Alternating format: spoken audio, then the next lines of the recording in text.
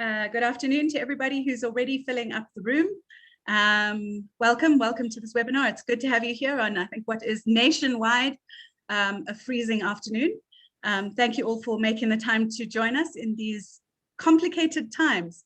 I'm just waiting for the room to fill up before we do the proper introduction, but thank you all for joining us here today. I hope everybody's keeping safe and warm.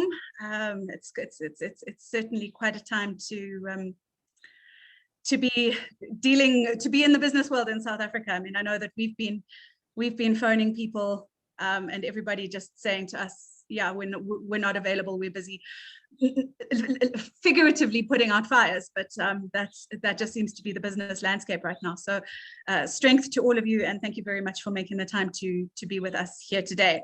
We'll be talking about a little bit of forward-thinking stuff, which will hopefully give you something positive to focus on in shaping your organizations.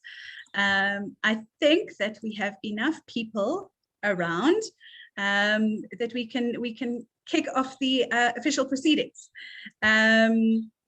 Good afternoon, everybody. I am Georgina Geddes. I'm the editor-in-chief of CHRO South Africa. Today we are in an Oracle partnered or sponsored webinar, and we're going to be talking about reimagining talent mobility. I'm really looking forward to discussing the topic with you. If you have anything to say to us, could you please post it in the chat? But if you look at the chat box, there's a little drop-down menu, and it says all panelists currently. Please change to all panelists and attendees, because that makes it possible for everybody to see and interact with your chat. It would be good to know who you are and where you're from. So please let us know, addressing all panelists and attendees, as I have just done. And Val joins us for many of our webinars, and she knew without being told. So hi Val, welcome. Nice to have you here. I see we've got a Janine. Yeah, great to have all of you here. And I'm going to kick off the presentation. So reimagining talent mobility. In today's fast-moving world of work, top-down management processes just don't work anymore. Instead, companies need to be able to attract, retain, and deploy talent in a way that fosters agility. From contingent workforces to on-the-job learning, companies need cross-HR solutions that cover many areas. And then on top of this kind of being the broader context, along came a pandemic and taught us that many of the workplace models we were used to implementing weren't essential to the world of work. And so we'll be unpacking all of the concepts that have replaced them here today. I'm joined by Mmabatho Motswai, a people consultant at Investec, Terryn Palani, talent executive at Vodacom, and Oracle strategic business solution architect Bothma, who will enlighten us about trends in the talent mobility space. Yes, so the first thing we're going to do is I'm going to jump into a panel discussion with Mmabatho and Terryn. Rob, you're welcome to stay on camera and chip in if you find anything interesting. But yes, we'll jump straight into the panel. So Terryn, you first. Please tell us a bit about your talent mobility structure at Vodacom. How do people gain experience and grow within your organization? At Vodacom, we're quite fortunate to not only be a part of the Vodacom group, which is made up of the African cluster countries, but also of Vodafone, which gives us access to developmental opportunities and the building people's careers across the European countries and European footprint as well.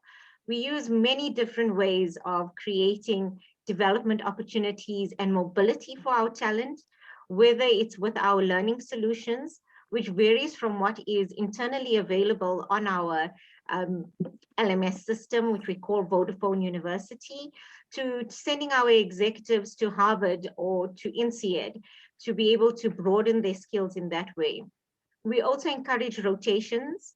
We encourage short-term assignments as well as long-term assignments. And there's been many opportunities for our staff to take up expat assignments in other countries, where they then not only get the development opportunities for their career, but also grow as individuals in a different geography. We try to use multiple ways of creating these growth opportunities, not only in career, but also for the individual personally. So yeah, there's quite a few ways to be mobile in Vodacom, if you can excuse the pun for a few minutes. Mmabatho, essentially the similar question, but I know that Investec has this very specific flattened structure that you operate in. So can you talk a little bit about your talent mobility plans within that context? Absolutely. And I guess just to share a little bit around what we mean in terms of a flat structure, I guess our cultural positioning is very much at the core of a lot of our people work. And from a flat structure perspective, I guess we mean quite probably literally in the context of our organizational structure, but also just in terms of a positioning where we really view a flat structure as one which enables access for people and really enables for relationships to be built. So on the back of that, I think for us, it's really around similar things, I think, to what you've spoken to, Terryn. We obviously work quite closely in terms of learning initiatives, both partnering with local and international suppliers where it makes sense. But I think for us, it's really around creating bespoke plans for individuals. Also, quite a big component of our stance when we think about talent is that we really see the individual before we see the role that they're in. So, for example, I actually have a finance and commerce background and joined Investec working in the banking space with clients. And through a couple of sort of transitionary processes and, obviously me having to take on different learning, I ended up realizing that HR consulting is the space I wanted to be in, and kind of with no experience academically or in the work, got an opportunity to move into that kind of space. So a lot of stories that you'll hear around what learning and mobility looks like in our environment is very much tailored in that way. It is not for all, I will say, because obviously, some people do require quite maybe rigid structure to be able to say, this is your clear growth plan, this is what it'll look like in X number of time.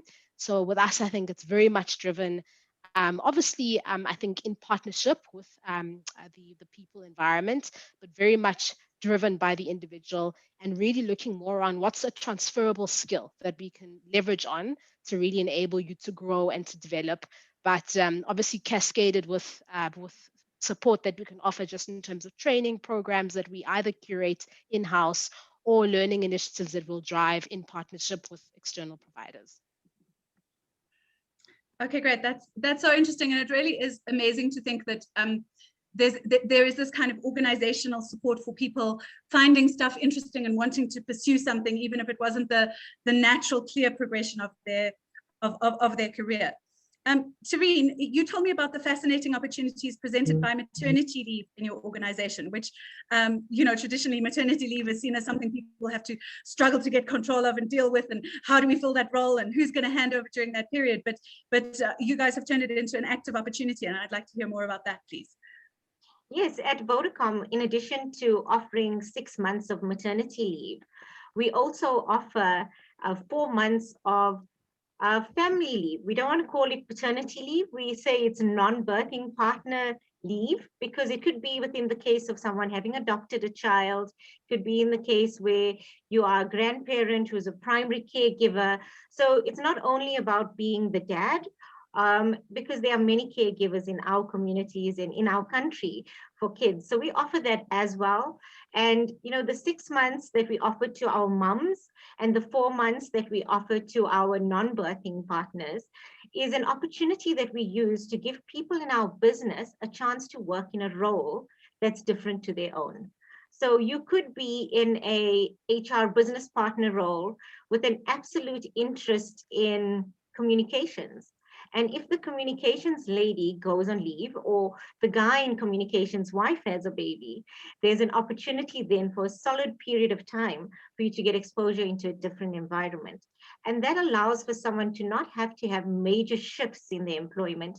They still are in the same sort of record. They have their employment contract, their terms and conditions don't change, but they are given the opportunity to work in another role that potentially would not have become vacant in the near future. Okay, fantastic. And Mmabatho, something we hear quite a lot about is this gig economy. Could you tell us a little bit how you're working around placing people who want work rather than a job? I think these times, particularly, that we're all experiencing, have been, so complex in working with it. And I must say, certainly in helping leaders think about what skill is required and for, how long, has really been, I think, a lot of our work at the moment. It is difficult, I think, to think too far ahead into the future, particularly given that I think our organization is really around how do we service our clients, how do we stay put, how do we keep people safe and ensure for their well-being. But I think that a lot of the work that we have focused on, just even in terms of starting to shape our thinking around what could the new worlds of work be like. Working within the constraints also of understanding that there are constraints from a capacity and a headcount perspective.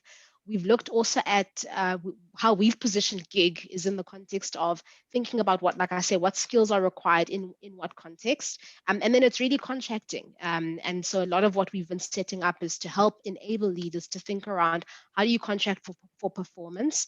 I must say our notion at the moment, predominantly of gig work, has been more from an internal mobility perspective rather than us thinking about how do we hire externally, for pieces of work for those that don't necessarily already have contract into our environment. But it's certainly been around just enabling skills gaps to be filled with people that we've already got in different parts of our organization. We also have, I think, been able to leverage off of the fact that, of course, while are a South African organization, I've got offices that are listed as well in the UK, in Hong Kong, etc. And so we have been able to leverage through some instances secondment work or project work that's limited to a period of time. But I think that there's still more to be done, certainly in this space, as people are able to really start reimagining what the world of work looks like, which I think feels a little bit difficult in our current climate. Yeah, and I mean, I think that is what's so fascinating about the environment we're in is that it's not just you can establish something for now, but you can't establish something for the next 10 years, because I mean, as we've seen in the last year and a half, everything is changing so quickly anyway, and then something can topple it all on its head. So as much as it's amazing to be proactive, I guess there's also a lot of you've got to kind of keep your finger on the pulse and then sometimes be reactive to trends as they as they're coming. Terryn, you also had something interesting to tell us about the gig economy. It's not just internal. You at Vodacom are doing work for the broader economy as well in terms of gigging. So can you unpack that a little for us? We're experimenting quite a bit at this stage, and looking at all the ways in which we can make this a reality for our employees and also for the broader society.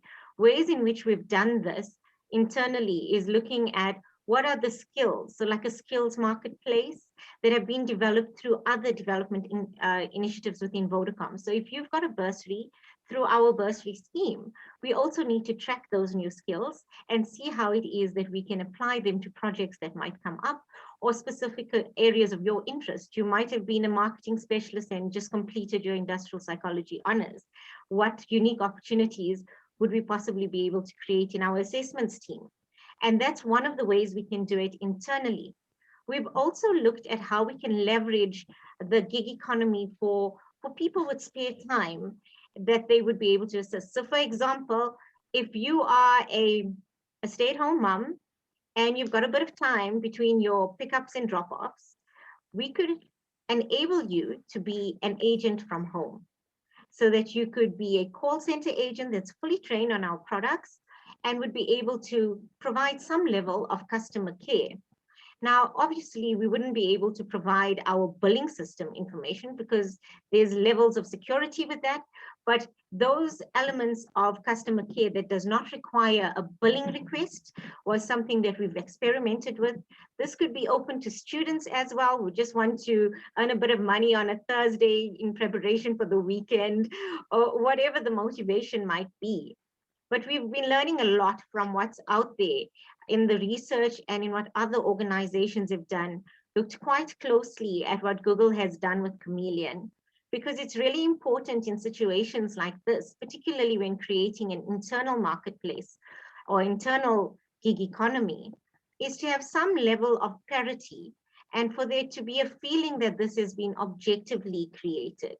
Because you'll always have a sense where a line manager will be a bit nervous about letting their person go onto another project or into another team just because of the sheer volume of work, or also about whether the individual they might get to assist them while they're gone has the correct skill. And when you look at what has happened in the way in which the Google Chameleon was built, there's an algorithm that matches an absolute talent or employee profile with an assignment or project profile. And what that then does, make sure that you have 3 options that tells you these are the best possible profiles, not necessarily people, but profiles that link to what this assignment requires. And it includes a feedback loop. And that feedback loop is what creates credibility. So at this stage, we're not saying that we've got the ultimate solution. We, in fact, are continuing to learn and add to our platform as we go, because it's evolving. And there's always an opportunity to create more access, not only for your employees, but for broader society. That's yeah. I mean, it sounds like such an ambitious project, and it'd be fascinating to hear how it unfolds and how people end up getting placed. Mmabatho, could you let us know how you've been wrapping your head around the changes that were accelerated with COVID? What's been the biggest impact on how Investec manages talent? I think the biggest impact, it's going to sound a little bit contradictory what I might say. I think our culture really has held us in good stead.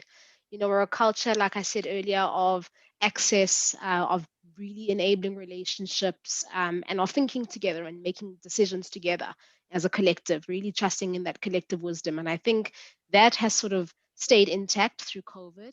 What definitely has been accelerated or been missed, if I put it a little bit differently, has been, while the culture remains strong, it also is a highly relational culture that requires, or I think is really strengthened by us being together.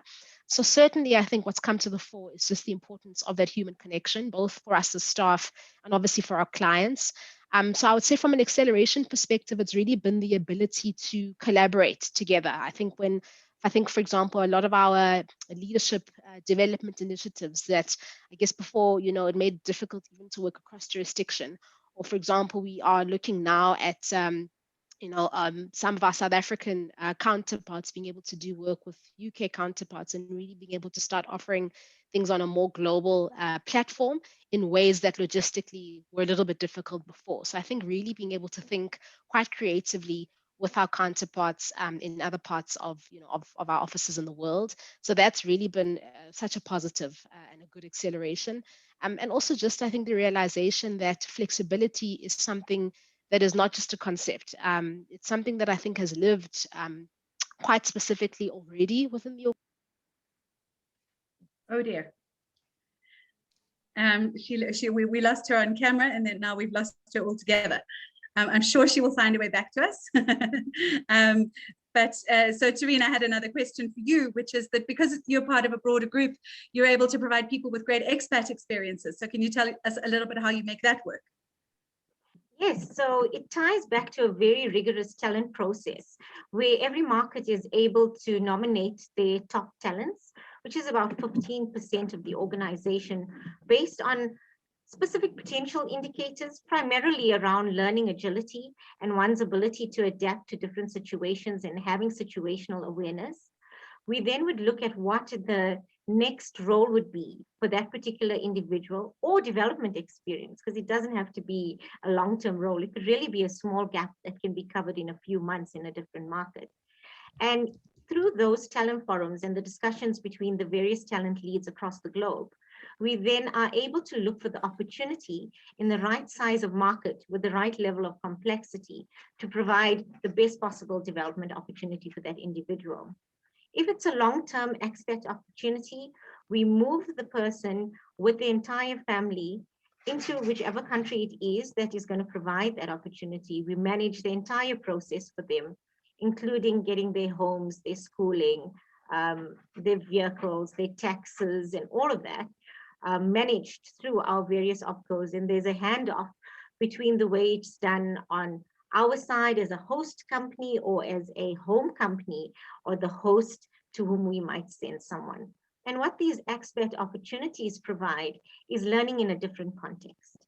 And we've seen that it's really made a big difference because people grow differently in a different place. And they also grow as people because they need to find their way to navigate a new culture, a new geography, and a new way of being. If you've been in the same market for a very long time, you probably have a network that is second to none. It's also about building that network somewhere else. And we find that having an individual that's had broader experience across many of our markets brings a lot of expertise to wherever they land thereafter.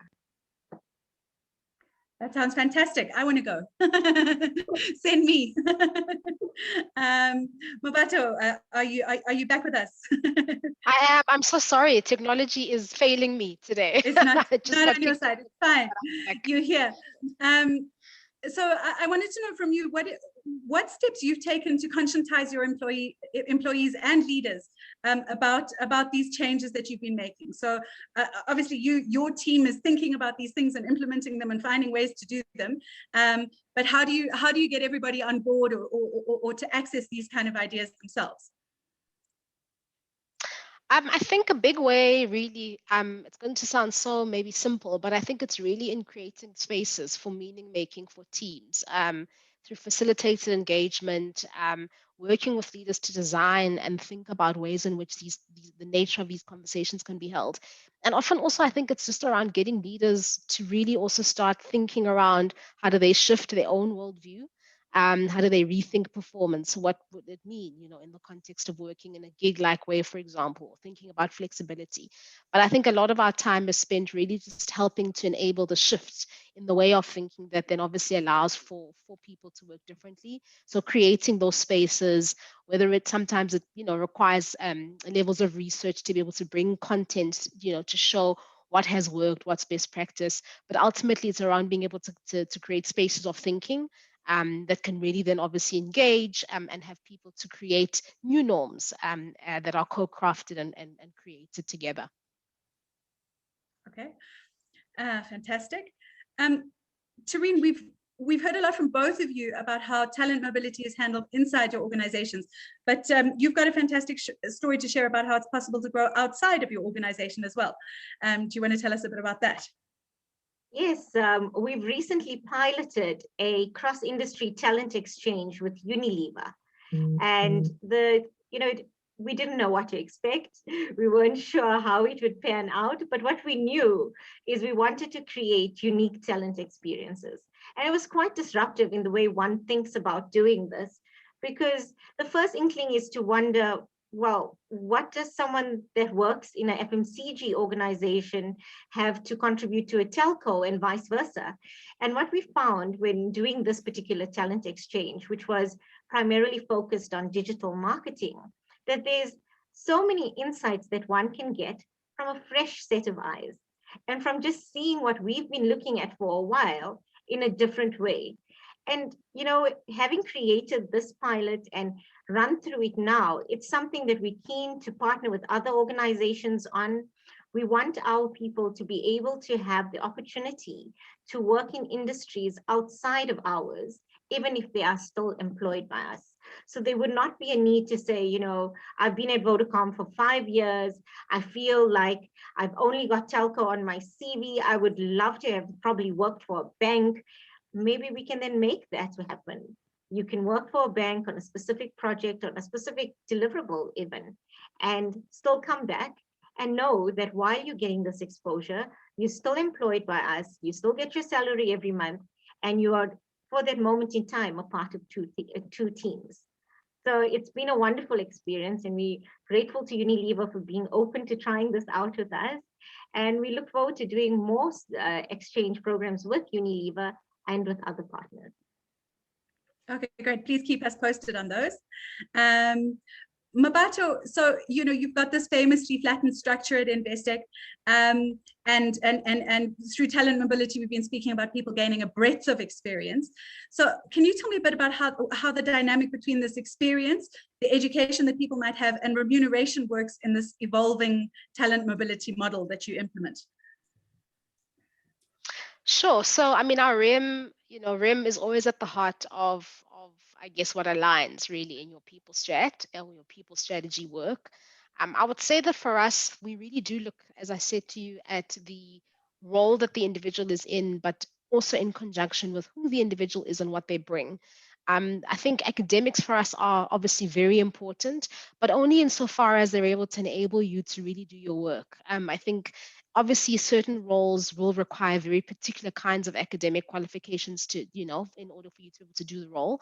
But ultimately for us, it's a combination of being able to say, who are you in that role and what do you bring? How are we able obviously to create measurements that will allow for us to see that you're able to do that role and perform that role really, really well, and then make sure that our remuneration philosophy then aligns in that way. So it really is a holistic conversation around being able to say, who are you? How do you pick up your role beyond just this is the grading, that you're in, but we want to understand the extent to which you're able to pick up that role and the specific things and unique talents that you'll bring. And then we work obviously in a robust way to make sure that from a performance perspective, we're able to align that then to the outcome of your REM. I hope I've answered you. I'm not sure. Maybe you can make sure that I've, yeah. Okay. Thanks, Mmabatho. Terryn, and then last question for now, before we hop over to Rob, but I can see that there are questions already popping up in the chat, and we will get to them in the last 15 minutes. So if you have any further questions, everybody, all the lovely people in the audience, please keep posting them. We'll keep track of them, and we will pose them to our panel. But Terryn, can you just quickly tell us about your personal experience of Remco growth and how that was handled within Vodacom? I think I always say that 2020 was a year that was, well, interesting and brought a lot of changes, and so much was in flux over that time. And in last year alone, I had 3 different roles. So I managed the talent function, our emerging talent function, performance management, our exec in the recruitment and diversity and inclusion area went on maternity leave. So I moved into that area and looked at how we could redefine the way in which we build our talent attraction strategies and just manage the recruitment function in the time that she was not around. And then we built a new function around employee experience, which I moved into at that time as well. Now, for me personally, I feel particularly blessed. I've been at Vodacom for just over 7 years and had almost 6 full jobs in that time, which has allowed for me to build my experience through different rotations, through different assignments, through strategic projects that we've run either in our London office or even with our more emerging markets, such as Qatar, when we were setting up new operations there. So I think, when you see it as yourself, as a talent lead, in the way in which different experiences, different development opportunities can bring your career to life, you can see those opportunities for other people in the organizations. I think one of the best experiences I personally have had with Vodacom beyond our amazing leadership programs has been an EXO sprint that was run for us through Singularity University. And it runs for 10 weeks. And literally within that time, there were 35 of us that were nominated from Vodacom to create new revenue streams. Mm-hmm. And I'm an industrial psychologist and HR person at heart, but having been put into that context, we were building new revenue streams around technology, around new ways of enabling different kinds of platforms. And you suddenly realize, like you've said, Mmabatho, that your core skill and your background and your qualifications, yes, they are the entry point to an organization, but really it's the way in which we choose to groom individuals that might see us actually new skills emerging, new abilities emerging that we weren't even aware of when we brought that person into the organization. So yes, I think when you see that learning can happen on many different levels, through many different interventions, then you are able to even build those opportunities more readily. Fantastic, Terryn. Thanks so much. I thought this was a really great panel discussion. I feel energized and engaged by it. So thank you both very much for sharing. As I said, we will get back to you with Q&A at the end. I'm now going to hand over to Rob, who will explore Opportunity Marketplace, Oracle's new internal gigs marketplace, which gives internal employees the opportunity to participate in international projects from other departments. I know Rob's got a presentation, so I think that the three of us women, let's go off camera so that he can own the stage. Thanks very much. Thanks very much. You should be able to see my screen now. So, from an Oracle perspective, I mean, if I hear, what Terryn is doing and Mmabatho and many other organizations, that's where HR is going. There's a big market. It's a global thing that's actually happening. It's not unique to South Africa, as you've heard, with all the international connections. And, from our 8,500 plus customers, this sort of thinking is all brought together. And from an Oracle perspective, it's really around, how do we actually enable people to actually manage this? Because everything that was said, whether it's around, the lifespan of skills, or who's got what skills, what do people want to do, how do we develop people for the future? All of that is, it needs to be managed within a central area, within your HR talent management suite. So really what Oracle, from a development point of view, came up with this, and it was a world first when it came out last year, the Opportunity Marketplace. So I've just got a few slides to take you through, and I can then actually go and show you what it looks like as well. What I did do is I put a couple of screenshots in my presentation, and I've got my email address on the screen. So if anybody would like a copy of the presentation, please feel free to email me. So, so what to us, one of the key things is actually understanding what you've got in the organization. I've been doing HR conferences for over 20 years, and 20 years ago, we were saying this as well. If you don't know what you've got, how do you best utilize it? How do you best develop it? And it's really around, getting a grip of that. And technology is making this easier and easier and easier for us. And those people who follow Josh Burson, he's now talking about a skill system of record. So, from an employee data point of view, core data is always seen as employees, their name, address, all that sort of information. And actually, skills needs to become part of that. And the reason we follow in this path in our solution is, when I recruit, I must recruit against skills gaps. I want to bring new skills into the organization. I want to focus learning, for example, on job requirements. I don't want people, we used to have this just in case learning. You joined a new organization and you were sent off and did these weeks and weeks and weeks of training. Where the requirement today, what we refer to as just-in-time training. I need some skills now. I need to do something now. My culture is anything at home. I want to fix something at home. I go and watch a YouTube video. That's the way today's, especially the younger generation are looking at this. And then how do I track what employees want to go in the organization? Because I need to develop them against that. I can't just say, I know you want to move into this particular role. I've got to have a career plan. I've got to have a development plan that underpins that. So I know from a succession planning point of view, the 5, 4, 3, 2 year, 1 readiness.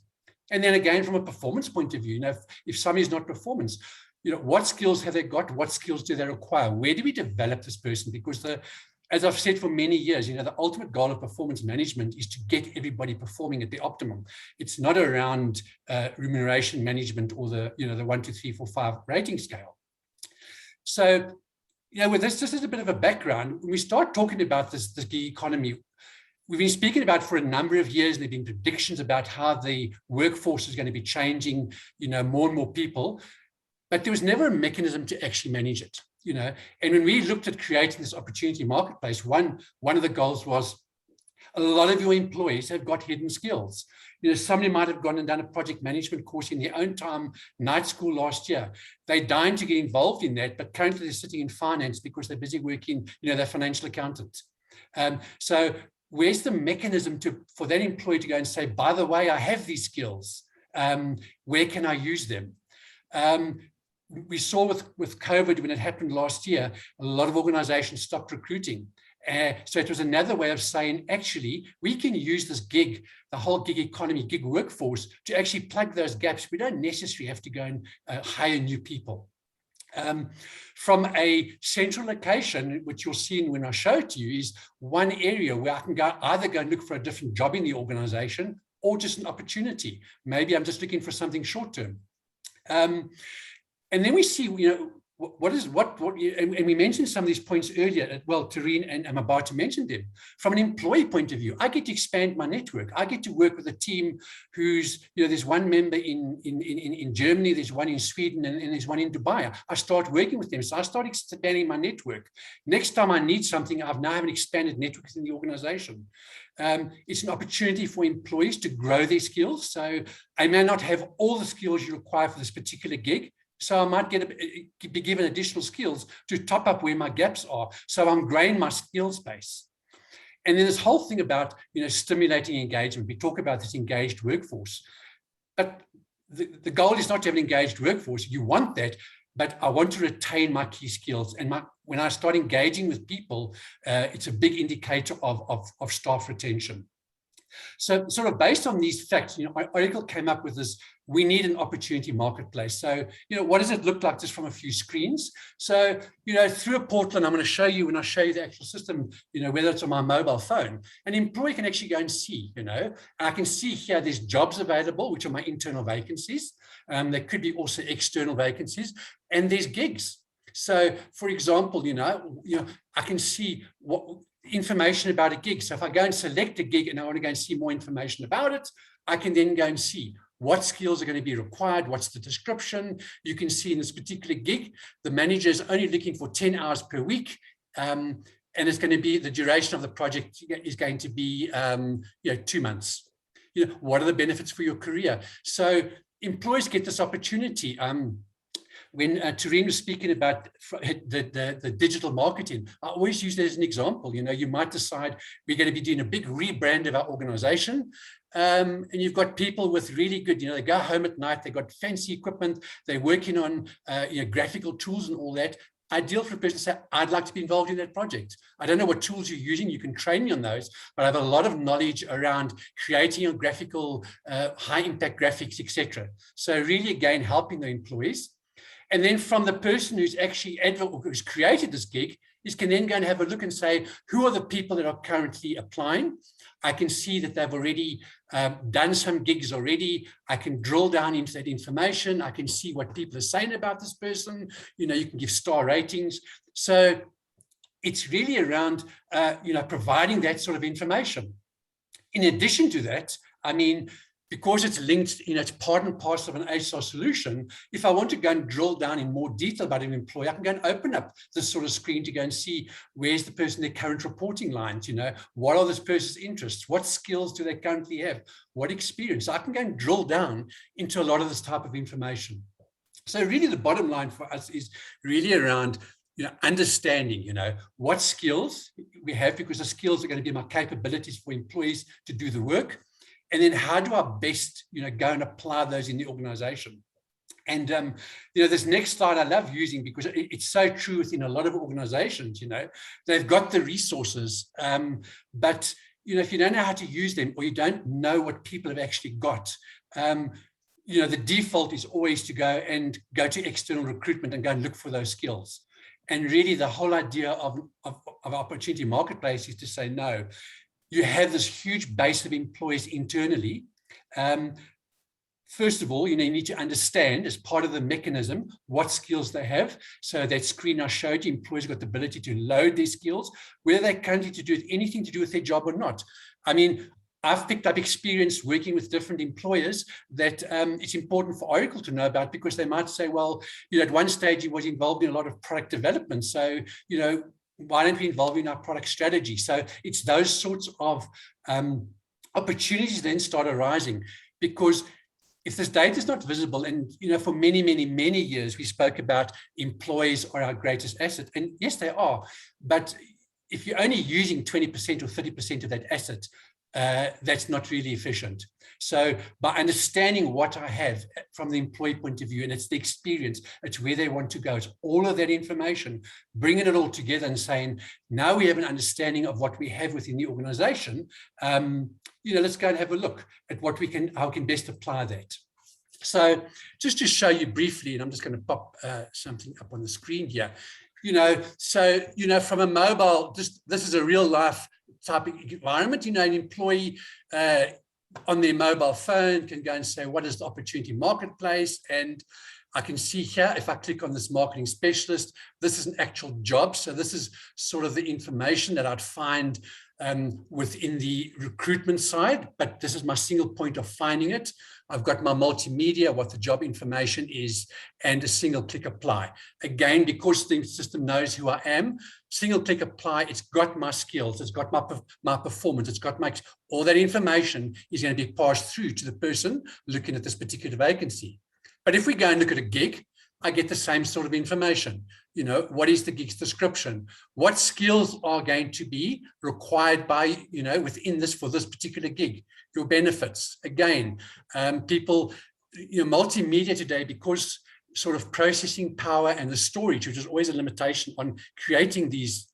Today, it's no longer. People are recording videos on, via their mobile phone. So it's not difficult for the team leader to go and create a video and say, this is what we're looking for. These are the type of people. This is the environment we're going to be working in. This is what we really need from the team.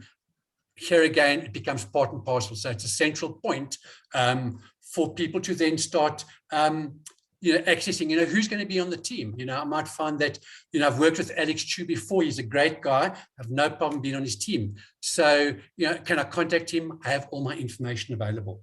So it's really, really simple. It's single click what I want to go and do, and a single interface. Just to go and show you what it would look like if I look from a desktop point of view.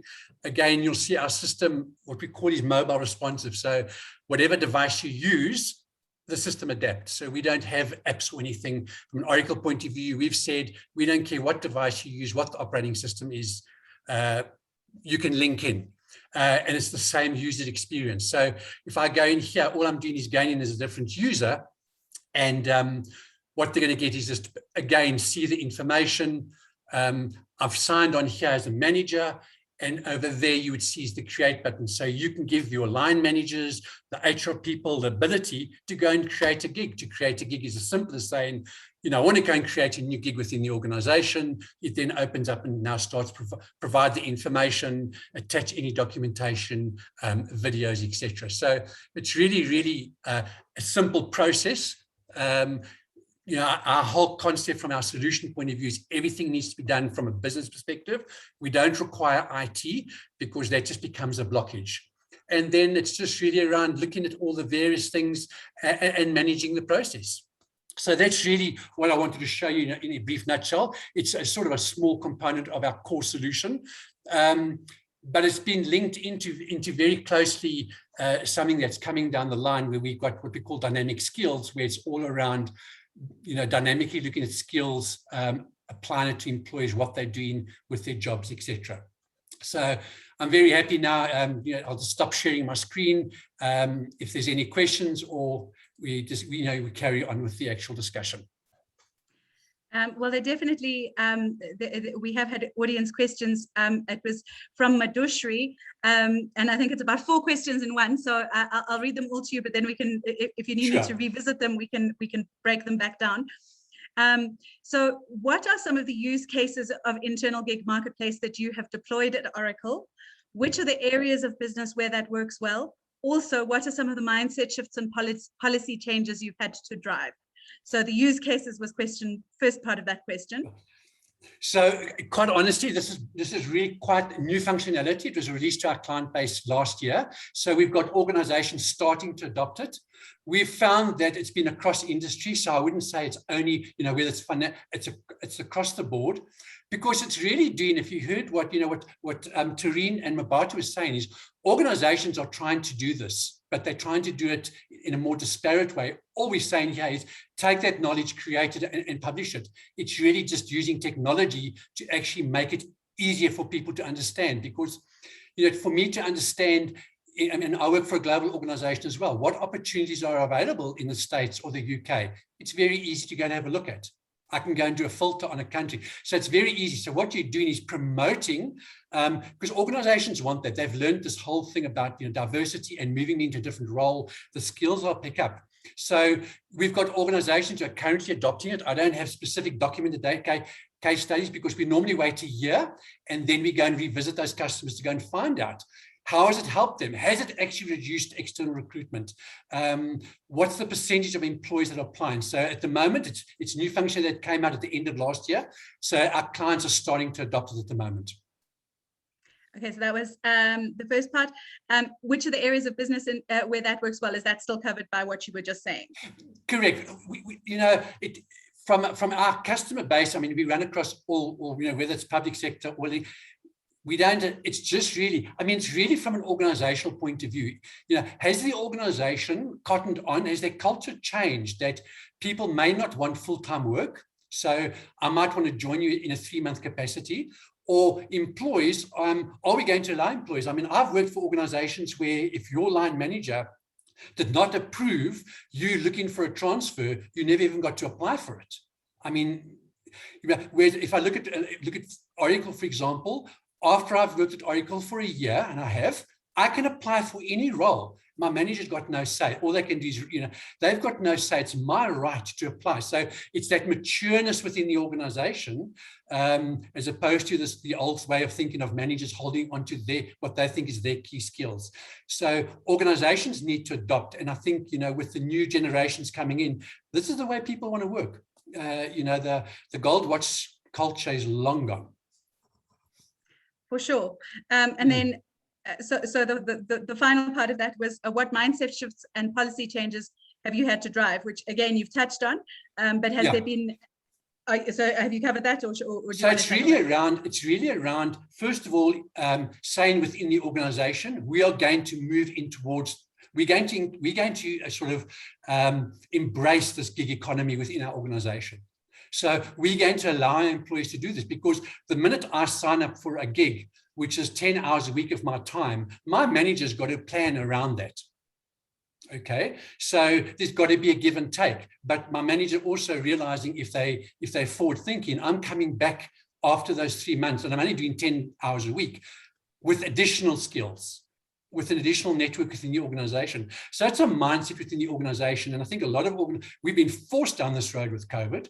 I mean, COVID has done it, whether it's from an economic point of view or just, the way the whole recruiting world has changed, that let's use what we've got. And when Oracle looked at this, they said, how do we provide a mechanism to manage it? Because all this information, the sort of screens you saw there, a lot of managers know that information, but it's not a company asset. It's only a company asset when it's captured in a system, because now a person leaves, they don't leave with their network and all this knowledge, which was often the case in the past.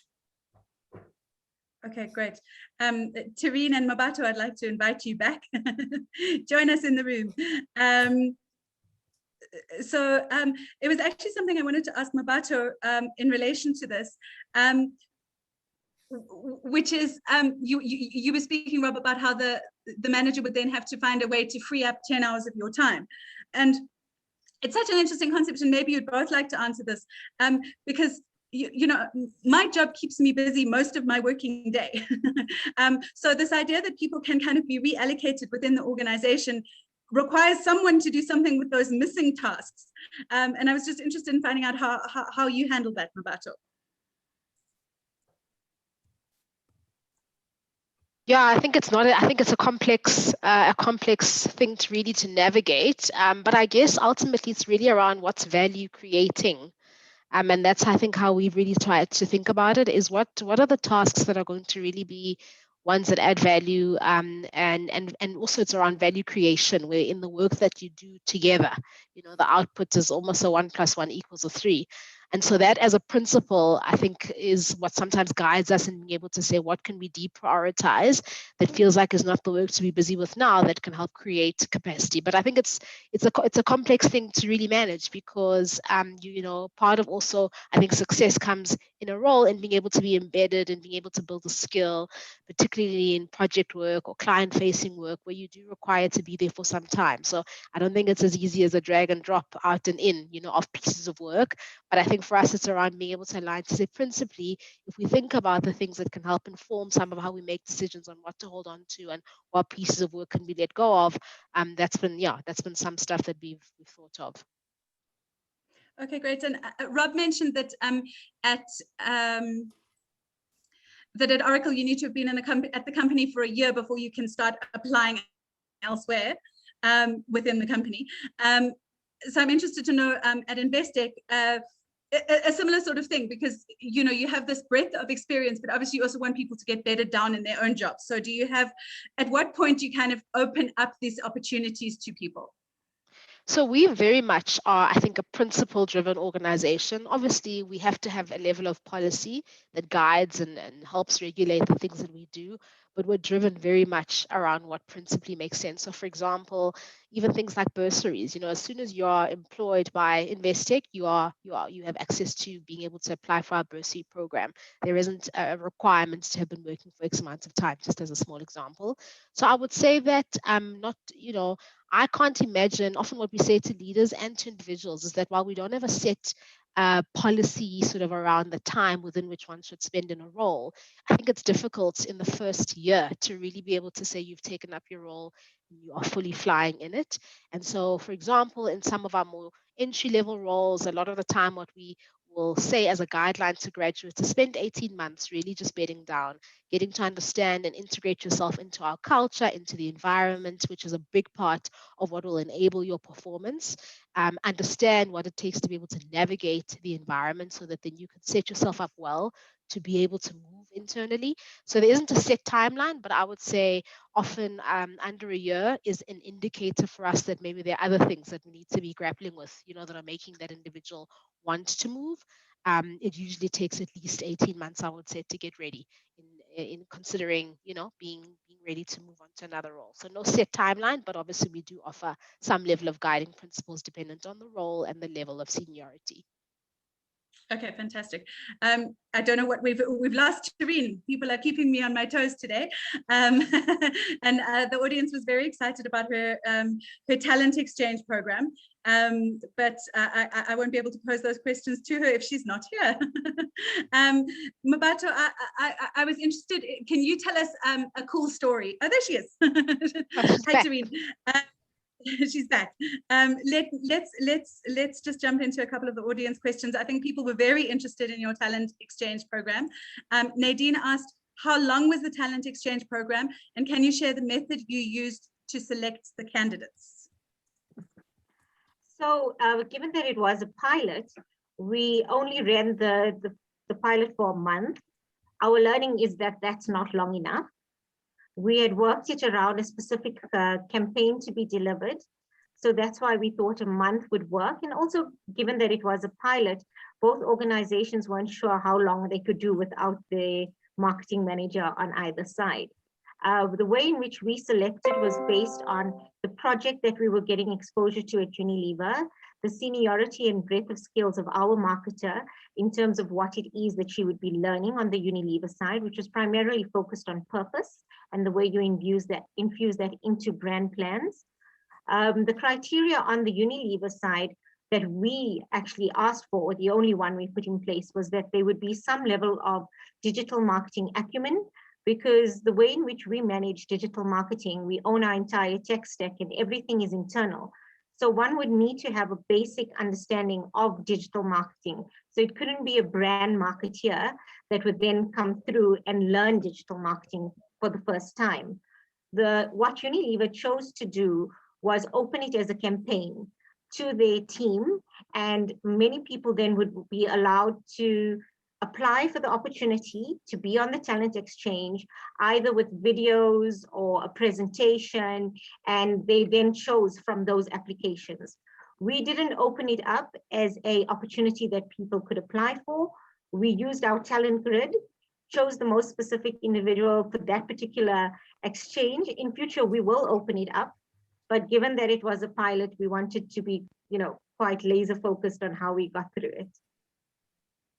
And then we had someone else asking, how did you manage any risk regarding confidential information? So we had NDAs that were signed between the organizations and between the individuals themselves. The NDAs were co-developed with our legal teams so that both organizations felt covered. Okay, fantastic. And I guess that you did also make a decision that it was obviously in no way a competing company. So I'm sure the NDAs was still a security mechanism, but at the same time, there isn't that kind of competitor risk. Yes, and that's one of the primary precepts, if you'd say, for this kind of exchange. We wouldn't ever do an exchange like this with a direct competitor. So even if it was Orange in one of our African markets or Airtel, it wouldn't make sense for us to do a talent exchange with an organization like that, just because of the competitive nature of it. Okay, perfect. Rob, I saw you answered this one in the chat, but I think it just might be interesting to discuss it a little bit more broadly. You said, Anita asked, can organizations that have downscaled open up gigs to ex-employees or retirees that still have the skills and experience but are not currently employed by the organization? Yeah, so I think the whole idea, I mean, they're basically the employees, I mean, if it's an ex-employee, you've got their data on the system because they, and they would just become a non-payroll type employee. Some people call them contractors. So as long as they register on the system and they're active, they would have access to the opportunity marketplace. What we do have in the solution is what we call role-based security. So their role could be, so one of the organizations we talk about talking to is, setting up a whole alumni. So you give them their own role, which gives them access to certain parts of the solution, which would be possibly opportunity marketplace, which gives them access to jobs, internal jobs and opportunities. And then of course, externally, they would have from a recruitment point of view. So it's just a classification of type of employee. And they would be non-payroll type employees because obviously they wouldn't be on the payroll until they actually start, submitting time cards or whatever mechanism is used to pay them. Okay, fantastic. I think we have time for just one more question. If you asked a question and we haven't had the time to get to it, we will connect you on email after the fact because we have your email addresses from your sign up. So thanks very much for all the questions asked. This one was posed broadly to all panelists by Nadine. And I think it's a whole new webinar on its own, but let's see if we can do a quick whip around to do it justice.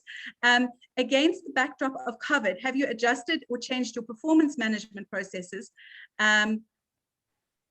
Or have you handled this in the traditional manner, i.e. twice per year reviews? So Mmabatho, let's hear from you. Look, I guess we are a little bit different organizationally, even in terms of our performance management, in that we don't follow a balanced scorecard. We don't have job grading. So our key mechanism in terms of managing performance is really obviously around making sure that the metrics in place to be able to measure what good looks like are understood and clearly defined. And the work then is really to create mechanisms of feedback. Feedback is a massive component of how we help enable performance in the organization. And a lot of our work has been making sure that even in how we think about the definition of performance, that it's aligned strategically, and that there's a team context that understands then what it means for itself. And then obviously that at an individual levels, the KPIs that are created then align. So I think for us, it's just been, I think, an embedding of that. And so we haven't necessarily had a shift in that. I think COVID has just enabled for us to have more conversations and have closer access with each other, but nothing fundamental in terms of us thinking about performance in this kind of context versus a different one. Okay, fantastic. And Terryn? So we've been on a journey with our performance management system in the way that we look at performance management generally for a while now. So pre-COVID as well, we have moved away from having a rating scale. So people don't get rated on a 1 to 5 or a poor performer to top performer, whatever the case. There is no range. And that was something that changed long before COVID happened as well. What we have built into our system post-COVID is a number of pulse surveys. We've also brought in integrated feedback tools, ways in which to provide on-the-spot recognition and even reward, because we believe that, performance should not be managed once or twice a year. And in effect, prior to COVID, we were already doing quarterly sessions, quarterly check-ins, quarterly reviews of goals, quarterly discussions around what it is that's most pertinent for that particular quarter, not to the exclusion of your one-on-one meetings or other engagements. But what we believe is it's a continuous process, and the way in which our business is changing, and many businesses are changing, your goals that you set at the beginning of the year may not even be feasible for the end of the year.